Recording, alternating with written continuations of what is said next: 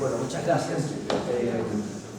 Bueno, intentaré, ¿cierto? Bueno, primero agradecer la invitación, pues luego el trabajo de Aileen, que se reconoció hasta buena música hemos tenido, creo que es una buena mañana, esperemos terminarla, ¿cierto?, de la mejor manera, a no ser la nota baja, ¿cierto?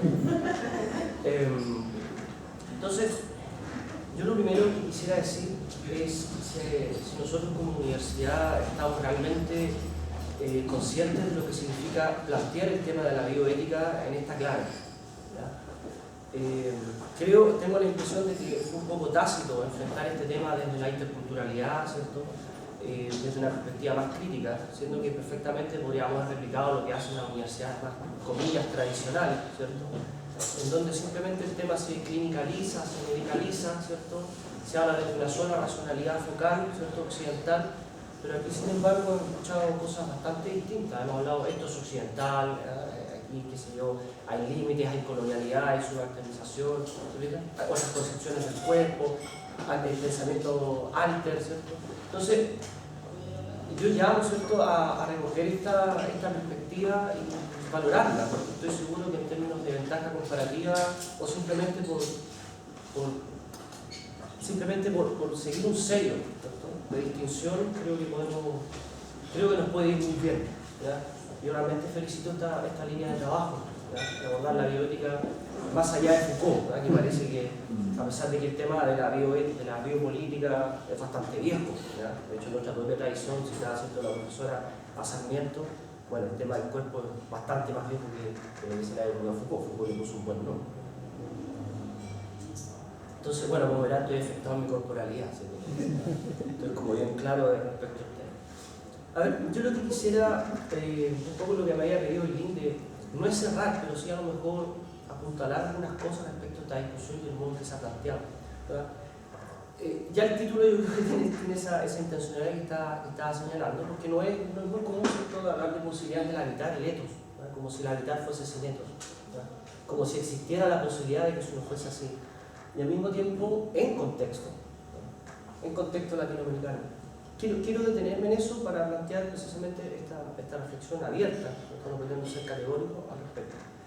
Pero, a ver, los que conocen mi línea de trabajo van a decir, bueno, desde el contexto latinoamericano implica necesariamente un cierre, ¿cierto? Para mí es perfectamente al revés. Si nosotros no dialogamos con la tradición europea, con el pensamiento occidental, eso es simplemente, no sé cómo llamarlo, gremialismo, ¿cierto?, una defensa casi sindical de leamos entre nosotros porque es lo mejor que podemos hacer. Creo que no es la tarea, ¿cierto? Es como si dijera, bueno, compre, o sea, producto chileno bueno porque sí, bueno, y hay que consumir solo eso, ¿ya? Creo que eso no le hace justicia al asunto. Entonces, cuando se plantea la idea de habitar el etos, es precisamente porque es posible habitar sin etos. Y creo que eso es un poco lo que se ha señalado en todas las presentaciones, tengo esa impresión, en la cual es posible estar aquí, ¿cierto?, pero sin un arraigo, ¿verdad?, donde parece que encontramos, ¿cierto?, una eticidad que no es la nuestra y que de algún modo configura ese habitar. Por tanto, escuchando, o más bien como se ha planteado aquí, y que es lo que estaba celebrando al principio, es precisamente una búsqueda de ese etos para el habitar, ¿verdad? Creo que se dio al revés, ¿cierto?, que está muy bien, es una perspectiva crítica. El habitar no se da per se, sino que debe ser también construido. Entonces, ¿por qué hacía esa mención a que desde el pensamiento latinoamericano hay que hacer un diálogo con la tradición? Porque si bien la tradición occidental tiene su foco muy claro de reflexión y sus propias problemáticas, no significa que nosotros vamos a quemar la biblioteca, ¿ya? No significa que nos vamos a olvidar de esta venerable tradición y vamos a poner a hablar como desde cero, ¿ya? No funciona así, ¿ya?, sino que funciona precisamente en diálogo, es decir, precisamente lo que no se está haciendo.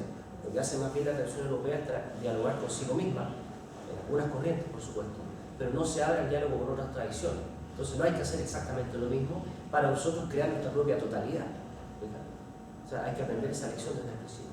Entonces, yo lo que quisiera partir esta reflexión, ¿cierto?, a partir de un triunvirato de heideggeriano, precisamente, que es una lectura bastante heterodoxa, por cierto, pero creo que se puede abordar esta temática de la bioética, ¿ya?, que tiene que ver con el construir, el habitar y el pensar, ¿ya? Insisto, no voy a hacer una lectura ortodoxa, menos estando, ¿cierto?, Mi profesor aquí, eso me pone bastantes limitaciones.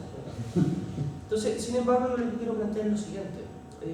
Dentro de una línea de trabajo que he intentado desarrollar, yo no sé si fue una influencia heideggeriana, no lo sé, ahora lo estoy pensando. Pero cuando uno habla, sin querer, ¿cierto? He hablado del construir, no acá, ¿cierto? Y he hablado también del pensar. Entonces, el construir, por ejemplo, lo he abordado desde la perspectiva, por ejemplo, de Benjamín Vicuña Maquena.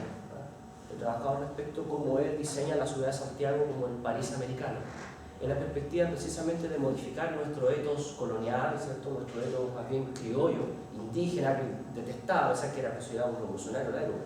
En realidad era muy eurocéntrico. Entonces transforma, ¿cierto?, el Cerro Santa Lucía, construye un castillo que no es castillo, siempre lo cuento como una broma, ¿cierto? El castillo Hidalgo no es castillo, o sea, uno sube y es una pared que sirve para que se haga más ancho Santiago, porque como buena ciudad europea tenía que tener un castillo. Como nunca fue europea, ni fue medieval, entonces no había castillo, construye un castillo. Entonces, ¿qué significa eso? Que con el construir intento intervenir una forma de habitar y al mismo tiempo una forma de pensar, ¿se fijan? Una se pertenece a la otra. Hay un momento en la mitad del siglo XIX que se intenta modificar este pensar y este habitar, ¿cierto?, desde un tipo de construir, de una arquitectura. Bueno, arquitectura tiene una raíz muy fuerte, ¿cierto? Como vamos a poner un punto de partida votando las construcciones coloniales españolas y construyendo fachadas a la francesa, ¿no? Que es lo que tenemos hoy día en el barrio centro de Santiago. Te cambian una calle de París, son las calles de Santiago, son iguales. Entonces, hay un ejercicio del construir, del pensar, por otra parte. También intentamos modificar ese pensar para modificar ese habitar y modificar ese construir. ¿Cómo se genera eso? Por ejemplo, cuando citaban a Sarmiento, Sarmiento quería eso, no solamente poblar nuestro territorio, ¿cierto?, con población europea y cierta población europea, tampoco era cualquiera, de ciertos sectores, de ciertas características, incluso biotípicas, rubios, de ojos azules, ya, de ese estilo, ojalá que hablara francés, que se van a... Entonces, no solamente por ese motivo, porque según él había el desierto, ¿cierto? En Argentina es mucho más fuerte esa idea de colonizar o conquistar el desierto, como si lo dice nadie, ¿no? Entonces, en esa idea implica también traer intelectuales europeos, principalmente en esos años a la Universidad de Chile, que son ingenieros alemanes, intelectuales franceses, economistas ingleses, etc., para dar, entre comillas, darle un impulso hacia pensar y que ese pensar fuera capaz de modificar nuestro habitar y nuestro construir. Ahí hay una, bueno, Ignacio Domeyko, que es el segundo rector de la Universidad de Chile, tiene un texto, lo pueden consultar en Memoria Chilena, siempre lo cito, que se llama colonización selectiva. Son otros países, Chile en particular debe ser colonizado por cierto tipo de personas, lo dice alto, rubio, de ojos azules, ojalá de Alemania, del sur, del norte de Austria, ¿verdad? Lo dice así literal, porque ellos van a moralizar la población. ¿Te fijas? Hay un intento de intervención en el pensar para modificar ese habitar y para modificar ese construir. Entonces, en este caso, de ese triunvirato, lo que queda por abordar es el tema del habitar. Porque nosotros intentamos levantar un habitar que no lo mismo que construir. Es como la idea de la casa y morada. O sea, uno va a la casa en la playa, pero la casa en la playa no es donde habito. De hecho, en castellano tiene una palabra mejor que es morar. La idea de morada, cuando uno se va a dormir, a propósito de lo que hablabas, la casa yo no voy a la casa en la playa no voy a morar, simplemente 4 paredes, una cosa de temperatura, protección. Es distinto, ir a su morada, ir a su hogar, tiene otra categoría. Entonces, no es lo mismo que construir, no es lo que hace la arquitectura, que es precisamente conectarse con este ethos. Y eso implica ámbitos simbólicos, implica discursos distintos, ¿ya? Implica una hermenéutica, una psicología, etc. Es un ámbito muy complejo que ha sido abordado por la tradición europea, por supuesto, y por la tradición latinoamericana. Entonces, si nosotros ponemos la atención a este ethos, hay, por decirlo así, a propósito de posibilidad, ¿cierto? Habría una condición de posibilidad para evitar este ethos y es la corporalidad.